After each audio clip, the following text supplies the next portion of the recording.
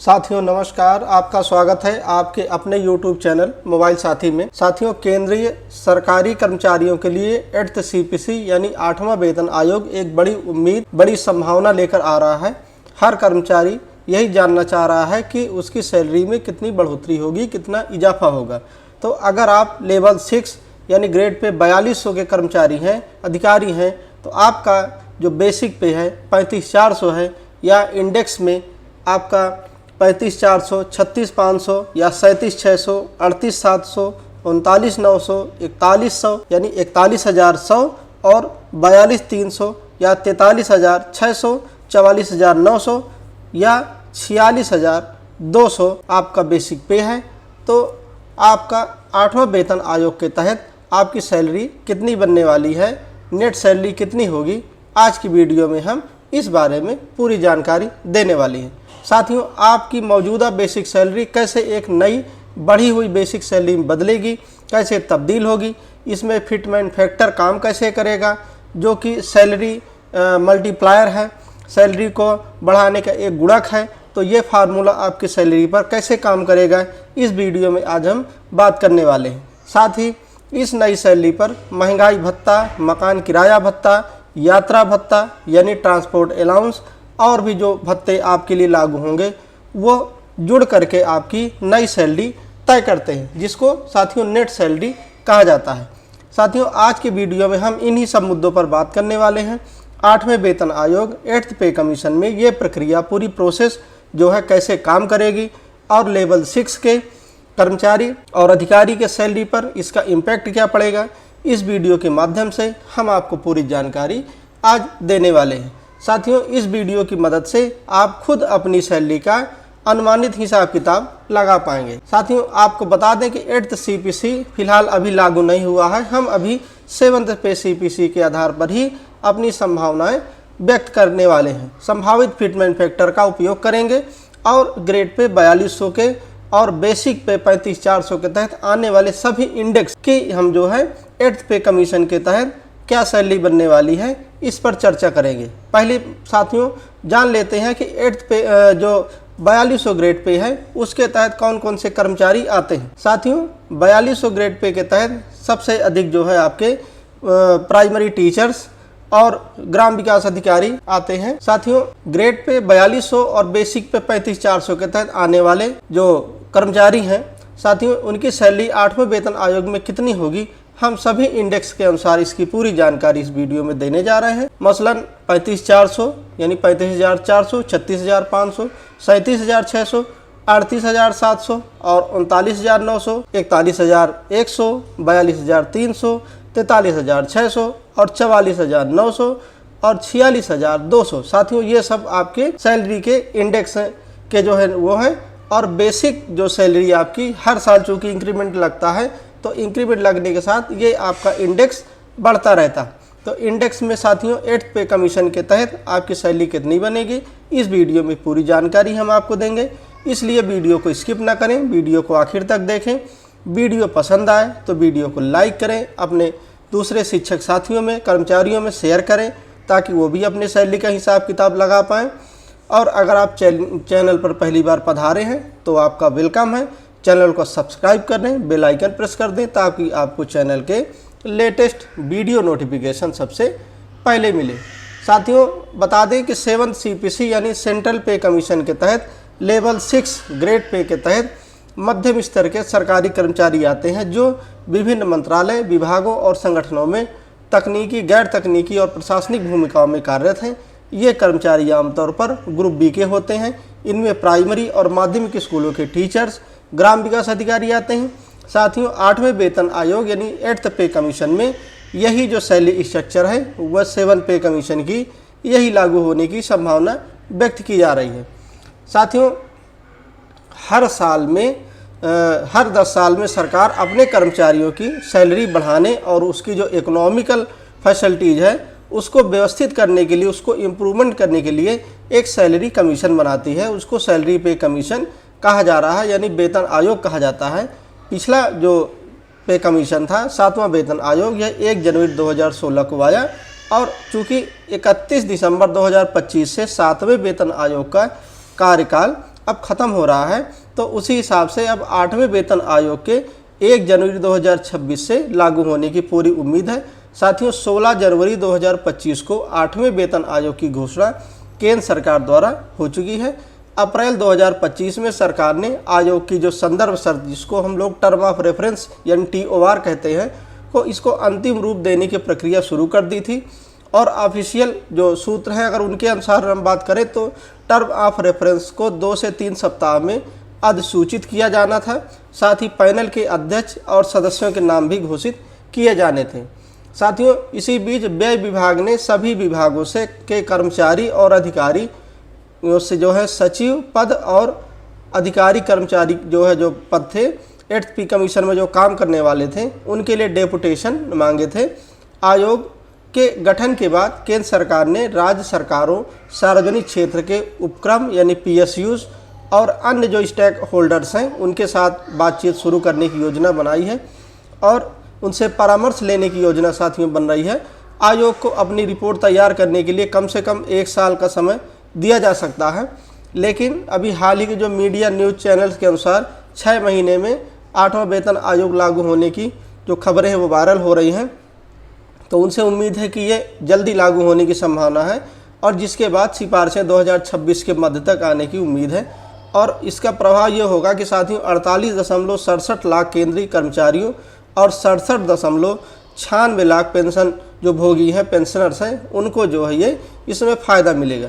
साथियों वेतन और पेंशन में संशोधन 1 जनवरी 2026 से पूरे देश में पूर्वव्यापी रूप से ये लागू होगा और कर्मचारियों को जो एरियर बनेगा इस बीच का, वह एरियर जो है भुगतान किया जाएगा। साथियों लेवल 6 के जो प्राइमरी टीचर्स हैं और ग्राम विकास अधिकारी हैं, तो वह सरकार के लिए बेहद जो है अहम जो है स्थान रखते हैं, उनके लिए अहम काम करते हैं, इसलिए उनकी सैलरी में अच्छी खासी बढ़ोतरी की उम्मीद तो बनती है। अगर आप सरकारी कर्मचारी हैं, प्राइमरी टीचर्स हैं, तो आपके लिए जो है ये एक खुशखबरी होने वाली है कि आपकी सैलरी में सरकार के द्वारा काफ़ी इजाफा किया जाने वाला है। साथियों अब बात करते हैं फिटमेंट फैक्टर की। तो साथियों हम इसके पहले भी वीडियो में बता चुके हैं कि फिटमेंट फैक्टर साथियों एक सैलरी एम्प्लॉयर जो मल्टीप्लायर यानी गुणक होता है, जो यह डिसाइड करता है कि आपकी सैलरी में कितने गुना वृद्धि होने वाली है। साथियों सैलरी कैसे बढ़ेगी, फिटमेंट फैक्टर ही इसको तय करता है, इसलिए फिटमेंट फैक्टर कितना बढ़ेगा इस बात को लेकर के सवाल और उत्सुकता यानी क्यूरियोसिटी हमेशा जो है उसके center of point fitment factor ही रहता है। तो साथियों क्योंकि यही वो मैजिकल डेटा आंकड़ा होता है जो यह तय करता है कि आपकी सैलरी में उछाल कितना आने वाला है, कितनी गुना आपकी सैलरी में बढ़ोतरी होने वाली है। साथियों आपको बता दें कि 7th पे कमीशन में यह फिटमेंट फैक्टर जो मल्टीप्लायर है ये साथियों 2.57 था। फिलहाल 8वें वेतन आयोग के गठन या फिटमेंट फैक्टर को लेकर के सरकार की तरफ से अभी कोई ऑफिशियल स्टेटमेंट नहीं है। हालांकि कर्मचारी संगठनों की मांगों के अनुसार साथियों कई तरह के कयास जो लगाए जा रहे हैं। वित्त मामलों के जानकारों की अगर माने तो पुराने वेतन आयोगों के हिसाब से फिटमेंट फैक्टर 1.92 से 2.86 के आसपास हो सकता है और खजाने पर अधिक वित्तीय बोझ न हो, इस कारण सरकार भी नहीं चाहेगी कि वेतन वृद्धि को बहुत ज़्यादा रखना पड़े।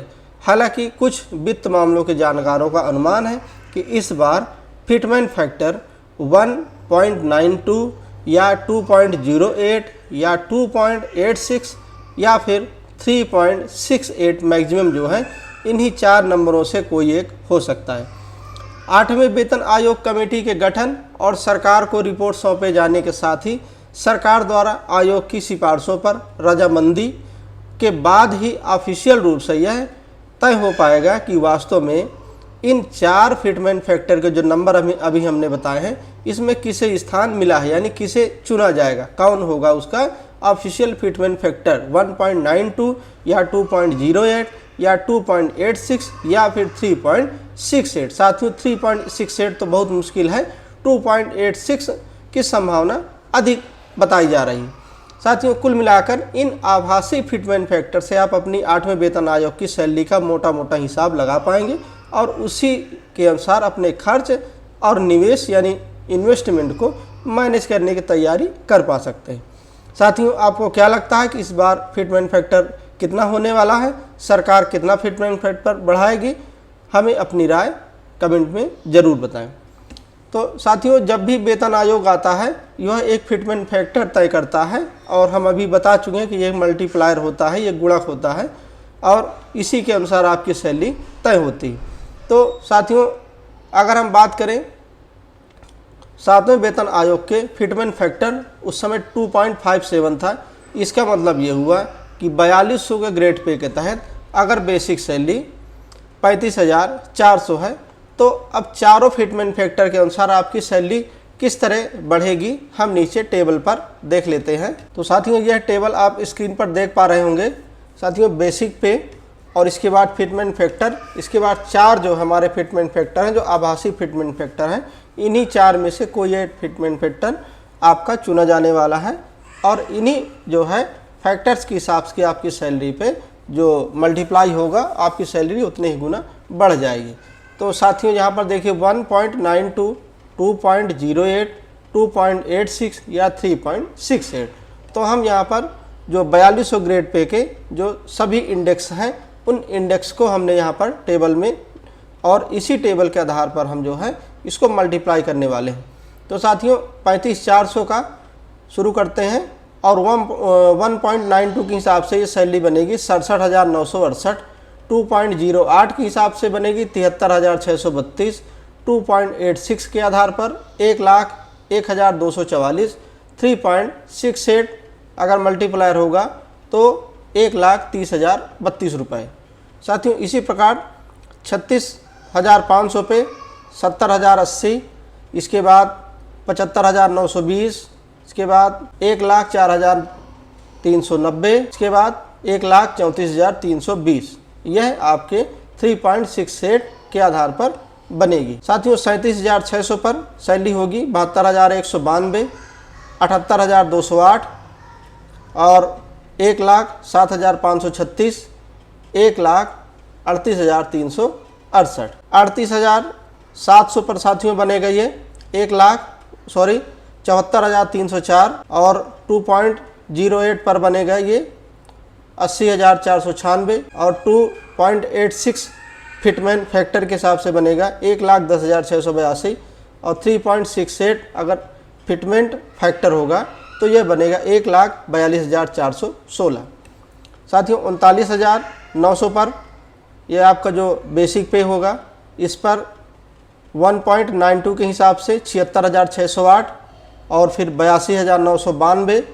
2.08 पर और 2.86 पर 1,14,114। 3.68 पर 1,46,832। इसी प्रकार 41,100 रुपये पर यह बनेगा 1.92 के फिटमेंट फैक्टर पर 78,912। 2.08 पर 85,488।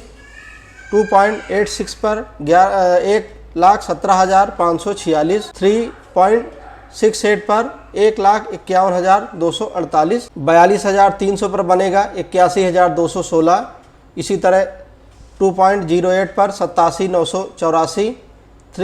2.86 पर 1,20,978। 3.68 पर 1,55,664। साथियों, 43,600 पर जो आपका बेसिक सैलरी पर उस पर बनेगा 1.92 पर 83,712। 2.08 पर 90,688।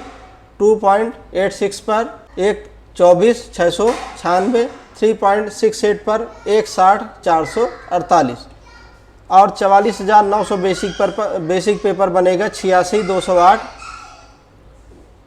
93,392 और 2.86 पर 1,28,414।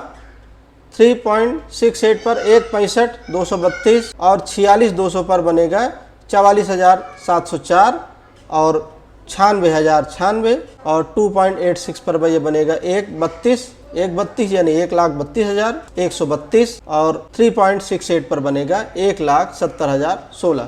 साथियों, ये थी आपकी जो बेसिक सैलरी बनेगी इन चारों फिटमेंट फैक्टर के अनुसार। साथियों अभी जो है इसमें जो महंगाई भत्ता और डीए, एचआरए ये सब आपका जो है अभी शामिल होगा, इसके बाद ही आपकी पूरी सैलरी कंप्लीट बनेगी। तो साथियों इसमें अभी जो है आपके डीए जो अभी इस समय वर्तमान में जो है ये 55% है और यह बढ़ती महंगाई से निपटने के लिए सरकार के द्वारा दिया जाता है ताकि आप महंगाई की मार से बच सकें। और जब वेतन आयोग लागू होता है तो यह आमतौर पर 0 कर दिया जाता है और ऐसी उम्मीद है कि शायद 1 से 3% की उस समय जो डीए है वो रहे, डीए उस समय निर्धारित हो। तो फिलहाल ये 7वें वेतन आयोग के आधार पर फिलहाल महंगाई आपकी 55% है। इसी तरह मकान किराया भत्ता भी जुड़ेगा आपकी सैलरी पर। ये साथियों आपके जो शहर है उसकी कैटेगरी X, Y या Z क्लास की जो सिटी है उसके आधार पर आप एक निश्चित होता है। बड़े शहरों में एचआरए अधिक मिलता है, छोटे शहरों में साथियों जाहिर सी है बात की एचआरए उसमें कम मिलता है। सामान्यतः साथियों यह 1340 या 2760 या 4040 तक होता है। और हमें कमेंट कर साथियों आप बताएं कि आपका एचआरए कितना है और आपका शहर किस कैटेगरी में आता है। वही साथियों सरकार द्वारा कर्मचारियों को आने जाने के लिए भी कुछ भत्ते दिए जाते हैं जिनको ट्रांसपोर्ट अलाउंस कहा जाता है। साथियों मुख्य भत्तों के अलावा छोटे मोटे और भी भत्ते हो सकता है आपके लिए कुछ लागू हो, मसलन विकलांगता भत्ता या परिवार कल्याण भत्ता भी मिलता है। तो आपको कौन से भत्ते मिलते हैं साथियों हमें कमेंट कर ज़रूर बताएं। साथियों ये जो भत्ते हैं इन सबको बेसिक सैलरी में जोड़ने के बाद जो कुल रकम बनती है उसको हम ग्रॉस सैलरी कहते हैं, यानी टोटल सैलरी कहते हैं। अब यह पूरी रकम आपके हाथ में अभी नहीं आती, इसमें कुछ कटौतियाँ शामिल हैं। इन कटौतियों के बाद ही जो आपकी सैलरी आपके बैंक अकाउंट में क्रेडिट होती है वो आपकी इन हैंड सैलरी मानी जाती है। तो कटौतियों में साथियों जैसे एनपीएस में आपकी बेसिक सैलरी और डीए का 10% हिस्सा एनपीएस में जमा होता है। उसी के आधार पर साथियों अब इनकम टैक्स में एडवांस टैक्स के रूप में हर महीने आपकी सैलरी से यह अग्रिम आयकर के रूप में एक निश्चित रकम 2000, 3000, 4000 जो भी आपके लिए लागू है उस हिसाब से ये आपकी सैलरी से काटा जाता है। और भी कुछ कटौतियाँ हो सकती हैं, मसलन अगर आपने किसी तरह का कोई लोन लिया है, विभागीय लोन वगैरह, तो उस कटौतियों के बाद जो है आपके बैंक अकाउंट में जो सैलरी प्राप्त होती है उसे नेट सैलरी या इन हैंड सैलरी माना जाता है। आप जो है ये हिसाब किताब जो है इस आधार पर अब आप सैलरी का एक मोटा हिसाब लगा पाएंगे कि आपकी सैलरी 8th पे कमीशन के आधार पर कितनी बनने वाली है। साथियों अगर हम बात करें पिछले वेतन आयोगों में सैलरी की बढ़ोतरी की, तो साथियों जो दूसरा वेतन आयोग था उसमें 14.2% की बढ़ोतरी हुई थी। मिनिमम बेसिक पे 70 रुपये था। तीसरा जो वेतन आयोग था उसमें 20.6% की हुई और बेसिक सैलरी उसमें 196 रुपये निर्धारित किया गया था। और चौथा वेतन आयोग में 27.6% की बढ़ोतरी थी साथियों, जिसमें 750 रुपये का बेसिक पे निर्धारित हुआ। और 5वें वेतन आयोग में 31% की बढ़ोतरी हुई जिसमें 2550 रुपये यानी 2550 रुपये बेसिक पे निर्धारित किया गया था। साथियों अब तक के वेतन आयोग में सबसे ज़्यादा सैलरी की बढ़ोतरी हुई थी 6वें वेतन आयोग में। उसमें फिटमेंट फैक्टर 1.86 लागू किया गया और 54% की भारी बढ़ोतरी थी वो सैलरी में हुई और उसमें बेसिक पे 7000 रुपये साथियों लागू किया गया। और 7th पे जो आपका पे कमीशन 2016 में लागू हुआ उसमें फिटमेंट फैक्टर 2.57% था और 14.29% की इसमें बढ़ोतरी हुई, इसमें 18000 बेसिक पे माना गया, निर्धारित किया गया। 8th पे कमीशन में 1.92 से लगा करके 3.68 के आसपास या 2.86 फिटमेंट फैक्टर माना जा रहा है, जिसमें बेसिक सैलरी 34,560 से 51,460 के बीच में होने वाली है। साथियों 8वां वेतन आयोग निश्चित रूप से केंद्रीय सरकार के 4200 ग्रेड पे के तहत बेसिक पे 35,400 के जितने लेवल है, जितने इंडेक्स हैं, उनके अधिकारी और कर्मचारियों के लिए महत्वपूर्ण वित्तीय बदलाव लाएगा, ऐसी उम्मीद है। फिटमेंट फैक्टर और विभिन्न भत्तों की दरें क्या होंगी यह तो आयोग की सिफारिशों और सरकार की अंतिम मंजूरी के बाद ही पता चलेगा, लेकिन तब तक इस वीडियो की मदद से आप संभावित बढ़ी हुई सैलरी के हिसाब से मोटा अनुमान लगा सकते हैं और अपना फाइनेंशियल मैनेजमेंट को मेंटेन कर सकते हैं। साथियों आपको बता दें कि वीडियो में दी गई गणनाएं केवल वास्तविक और सूचनात्मक यानी इन्फॉर्मेटिव मोड में हैं, इन्फॉर्मेशन के लिए हैं 8वें वेतन आयोग से संबंधित सभी आंकड़े, फिटमेंट फैक्टर और भत्तों की दरें आयोग की जब ऑफिशियल रिकमेंडेशन और सरकार की जब मंजूरी मिलने के बाद अधिसूचना आएगी, तब वही गणनाएं ही मान्य होंगी वास्तविक रूप से, जो कि दिए गए अनुमानों से भिन्न भी हो सकती।